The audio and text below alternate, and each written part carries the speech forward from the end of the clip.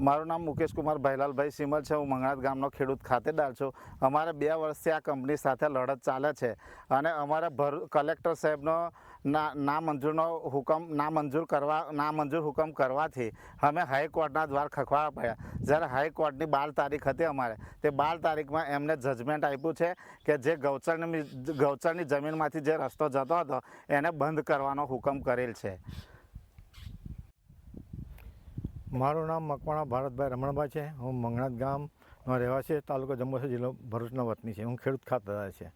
હવે મંગળાત ગામે safe enviro company આવી છે જે 2021થી વેસ્ટનું કામ કરે છે. આપણે ગુજરાત રાજ્યમાંથી અને ગુજરાતના બાંડા રાજ્યોમાં જે ભીનો અને સૂકો કચરો કેમિકલ છે એ લાવી અને તલાવ બોઈને એમાં નાખે છે અને જેનું કેમિકલનું પાણી બહાર નીકળે છે એ બાજુમાં 2-3 તળાવ બનાવ્યા છે. એ તળાવમાં જાય છે. હવે ચોમાસા જેવી ઋતુમાં વરસાદ થવાથી એમનું તળાવ 5, 6, 7 તારીખમાં તૂટી ગઈને આ વખત વરસાદ વધારે પડવાથી રેલનું પાણી ગામમાં ઘૂસ્યું તો કાંચ મારફતે નદીમાં ગામ તરફ આવતું પાણી આખા ગામમાં લાલ પાણી ફેલાઈ ગયું હતું, જેથી લોકોને હાથ પગે ચેર આવે છે અને લગભગ અંદાજે 10 તો કેન્સરના કેસ અમારા ગામમાં ખલાસ થઈ જાય છે. હાલમાં 1-2 ચાલુ છે. એટલે આમ આપણે જોઈએ તો આપણા શરીર પર પણ એની અસર પડે છે.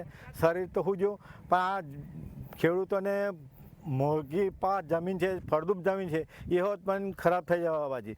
હવે આ વિશે અમે વારંવાર છેલ્લા 2-3 વર્ષથી જીપીસીપીના અધિકારીઓ સાથે સંપર્કમાં છે અને આવે છે, સેમ્પલ લઈ જાય છે, અમને કંઈ રિપોર્ટ આવતા નથી અને એમની કંપની સાથે મિલીભગત છે.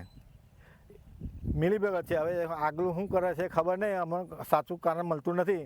એક વખત એમને ક્લોઝર આપી હતી, ત્યાર પછી કંપનીનું પાણી પાછું અમને 5-6 તારીખમાં તલાવ ફાટી ગયો, આખા ગામમાં ફર્યું, ખેતીની જમીન એટલે ખેડૂતોના પાક નિષ્ફળ થઈ ગયા અને ખેડૂતોને એ લોકો કંઈ વળતર આપતા નથી. તો ખેડૂતોને નંબર પડે છે કે આ કંપનીનો જે રેશિયો છે 10 કિલોમીટર હવાનું પ્રદૂષણ થાય છે, તો 10 કિલોમીટર સુધીના ખેડૂતોને વળતર આપવું જોઈએ, નહીં તો કંપની બંધ થવી જોઈએ કોઈ બી સંજોગોમાં.